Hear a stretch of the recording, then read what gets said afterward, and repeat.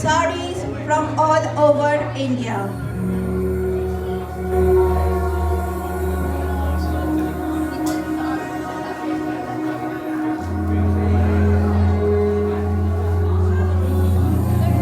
Our first sari is Baluchori. Baluchori is one of the most popular saris from West Bengal. These are 100% pure silk saris identified by the extensive design in the Ange as demonstrated by our model here. The designs illustrate mythology, folklore, historical events, nature, etc. They often have depictions from the scenes of Mahabharata and Ramayana. Baluchari saris originated in the 18th century in Baluchar, Murshidabad. Currently produced in the Bankura district of West Bengal, it carries a status symbol. It takes a long time to weave a single sari, and thus it's expensive and luxurious.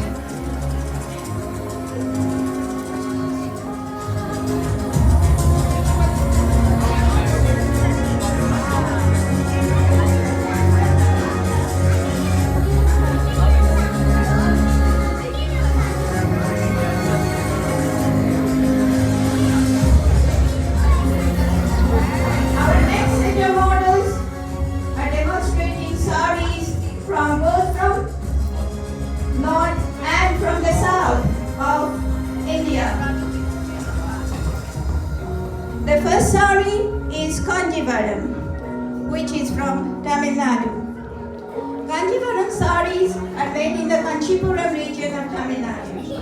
In a genuine Kanjivaram silk sari, the body and the border are opened separately, and then they are interlocked together.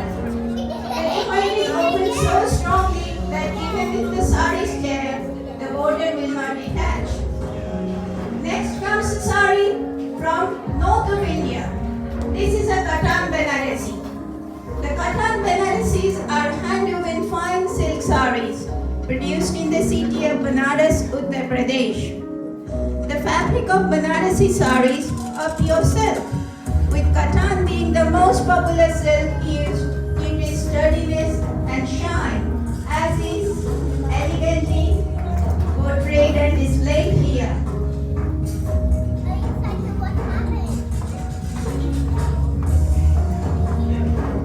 See the Kanjivaram sari again. These saris are woven from pure mulberry silk, and the designs are made by Jari, and that's why they are called brocade Kanjivaram. The temple borders, checks, stripes, and floral designs are inspired by images and scriptures of South Indian temples and nature. And in contrast, you can see the designs of the Banarasi saris are inspired by Mughals and often have flowers and leaves in their motifs.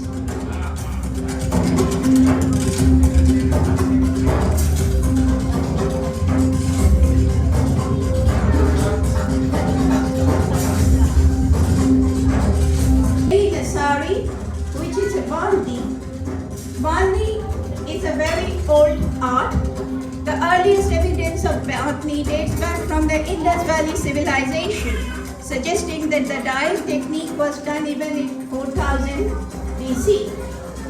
The term bandi is derived from Sanskrit word band, means to tie. And this is contrasted with the sari called Sambalpuri. The green and gorgeously red and golden Sambalpuri sari here is a traditional hand-woven sari from the state of Orissa. It is also called Sambalpuri Bandha sari. The process is called ikat, wherein the vertical and the horizontal threads are both tie-dyed before weaving. You can watch the bandhi sari again. Bandhi is a method of binding small knots and dyeing them in different colors to produce beautiful patterns. It's handcrafted in Rajasthan by craftsmen using fingernails or a metal ring. The sari on display here also has shisha in its anchal to make it more gorgeous and luxurious. Going back to the Sambalpuri sari again. Sambalpuri saris incorporate traditional motifs like Sankha, Chakra, Lava, etc. All have deep religious symbolism. The sari here is beautifully presented with matching accessories. I'm going to showcase handcraft. The first one is a chicken curry. The chicken curry saris is from UP. The chicken curry is Lucknow's own innovation and is said to have been introduced during the Mughal era. Chicken embroidery classically involved use of white thread on white muslin, white cotton or voile. Any fine sheer fabric can be used to showcase the shadow work. This is contrasted by a sari worn which is known as Jamdani or Dhakai Jamdani. Jamdani is a hand-woven fine textile produced for centuries in the Narayanganj district of Bangladesh. Though it's made in Bangladesh, it's very popular in Calcutta and West Bengal. The fabric was historically known as muslin. In modern days, the Jamdani saris are used on cotton or silk. Going back to chicken curry, any fine sheer fabric can be used to showcase the shadow work, like the one in blue showcased here. In the Jamdani saris, the design patterns are elaborate and mostly geometric as is shown here. And they show plant, floral patterns and any geometric forms.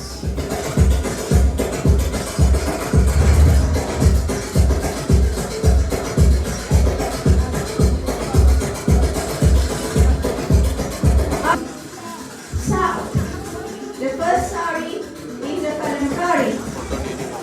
The sari owned by the model is owned in a very modern way.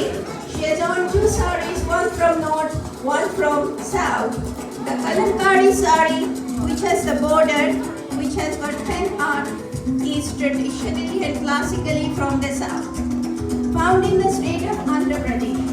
Kala means pen and Kari means art. So Alankari used to be also called Pattachitra, which means picture on a cloth. For Mysore silk. Mysore silk again is a variety of mulberry silk produced in the district of Mysore, Karnataka. The first factory is found in the 1900s by the Maharaja of Mysore. Pure Mysore silk saris are very expensive as its borders are woven in gold threads. We can see the Alankari sari again. As you can see, it's intricately designed and a mixture of northern and southern clothes all together. The hand-painted style is largely practiced in the town of Srilakahasti and the block printing in the town of Machilipattam. The beautiful border of musical instruments block printed gives a feel-good vibe.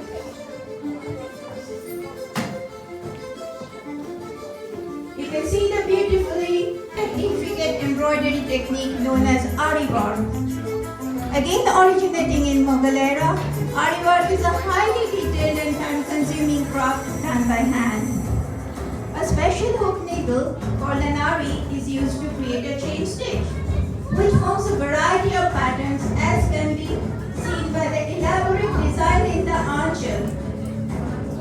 And then again, we see the next gorgeous green Kantha sari, which is hand embroidered in Kantha style, which is particularly showcasing the archer.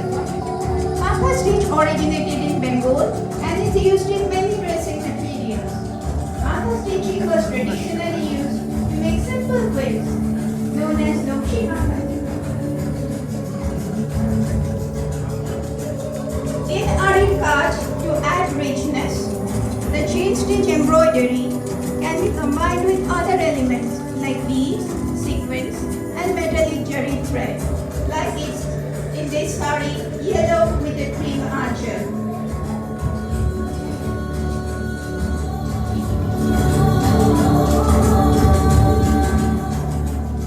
The Kantha sari, elegantly modeled here, is a celebration of artistic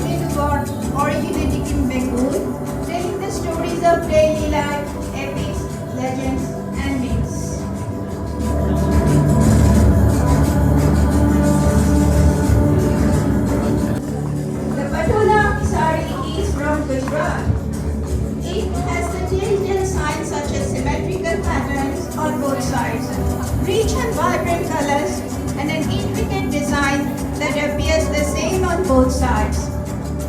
A patola sari is a double ikat woven sari, usually made from silk, made in Patan, Gujarat, India. And the second model in the group has got a printed silk, which is contrasted in red and blue with golden color in block print. This is pure silk printed sari, very commonly owned by all Indian women either for daily wear, office wear, and even for the functions.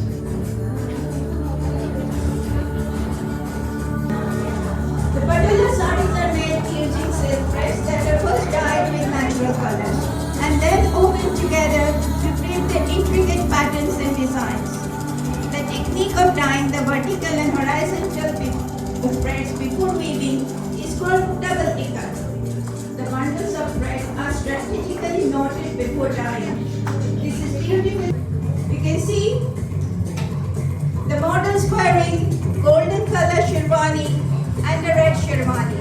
The way Sherwanis are different to Panjabis or Kurtas, and they have got, they are very long, their neck is below the knees, and they have got collared neck, and they have got buttons. These are usually festive wear and worn during weddings and functions. Both the models here are wearing silk Sherwani suits and chosen to have some hat on, which is not quite normal in traditional Indian garments, but pretty okay for fashion walk.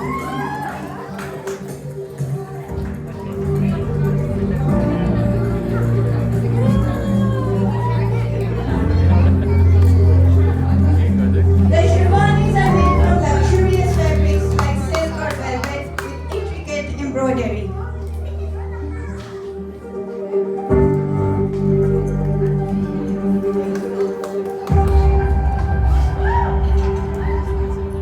Next comes the gentleman wearing kurtas, displaying kurtas.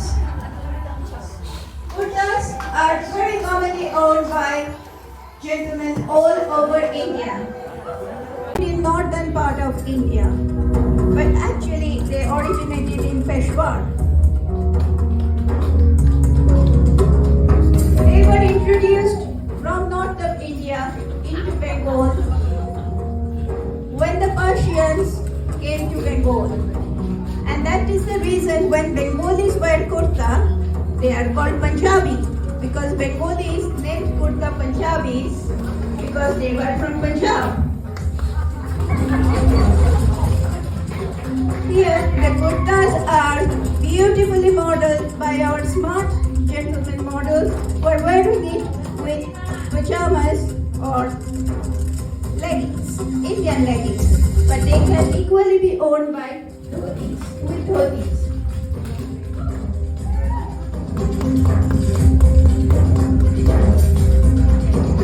And our last model.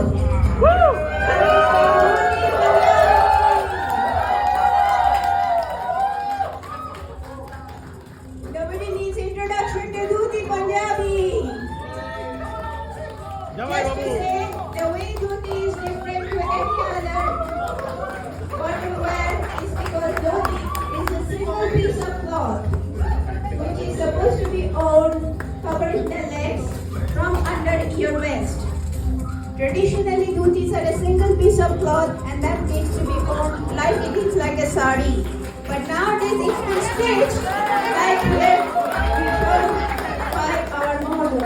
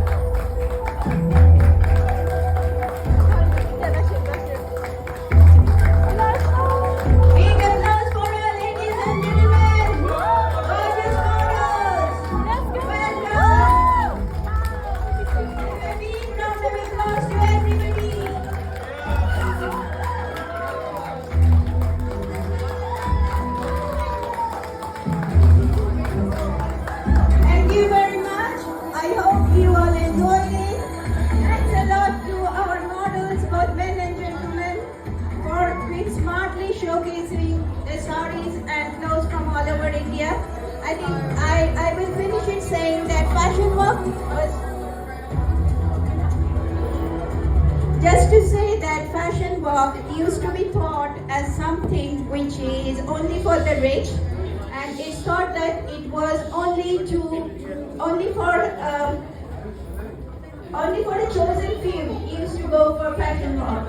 But I think what is important for us to understand that there are thousands and thousands of lives, and their livelihood is linked to fashion walk.